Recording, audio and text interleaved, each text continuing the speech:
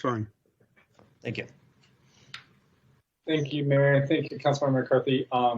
Yeah, I was hoping other colleagues were going to comment before we jump to a motion, but I'll go ahead and just say my piece.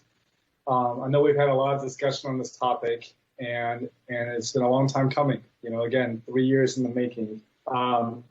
So bear with me. I have a couple points I just want to read through in my comments here, and I'll try to make it as short as I can, Mayor.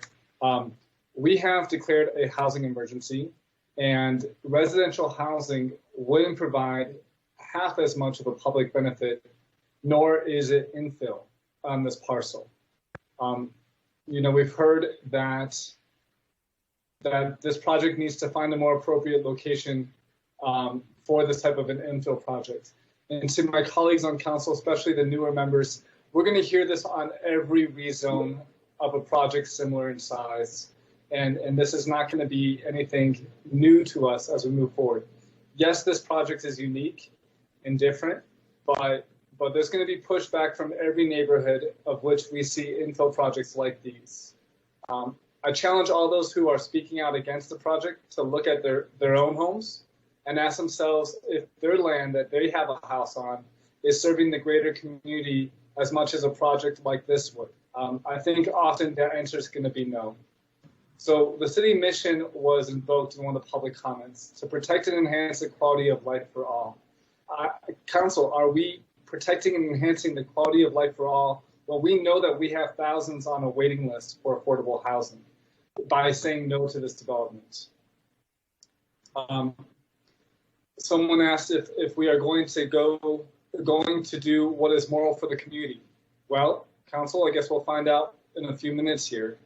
But here's what we do know. We have thousands on that waiting list for affordable housing in Flagstaff, as we know about. The city has declared an emergency when it comes to affordable, and that we need 1 and 2 bedrooms so desperately in our community. We have an obligation to this community to fight for affordable housing and for housing. This is not going to be easy, and it's going to take a lot of strong political will to overcome the pushback and the NIMBYism that is so strong and prevalent in Flagstaff today.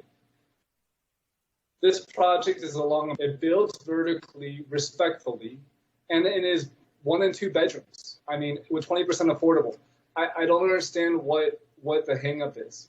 I do get the complications with the 2-acre parcel, and if there was a way for the developer to lessen the number of units to work and meet that common ground solution that we want to find, Council, I'm supportive of that. But if that's going to kill the project, I'd like to see this project be built with the infill that is being presented. Is this request unique? Yes, it is. Is it legal? Yes, it is. This is not an illegal ask by the zoning adjustment. If we don't approve this request, the project is likely not going to come back to us. And that's going to be 208 individuals that won't have a place to call home that could have.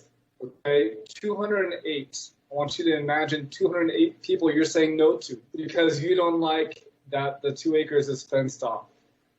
I've heard that this is an out-of-state developer and that therefore we shouldn't be supportive of this project. My question is to anyone saying or thinking that, who are the folks that are going to be living here? Councilmember McCarthy, you've helped to shape the fact that there's not going to be short-term rentals in this project. Council, we helped to shape that this is not going to be another student housing project. These are going to be locals living here.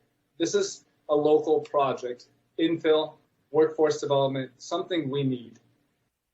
In closing, Mayor and Council, I'd like to see us support this project today and find a way to make this work for the developer and the community.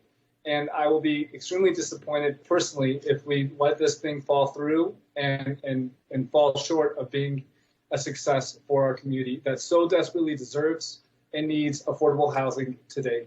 Thank you, Mayor, and thank you for allowing me the time to share those thoughts. Thank you, Councilmember Shimoni. Well articulated.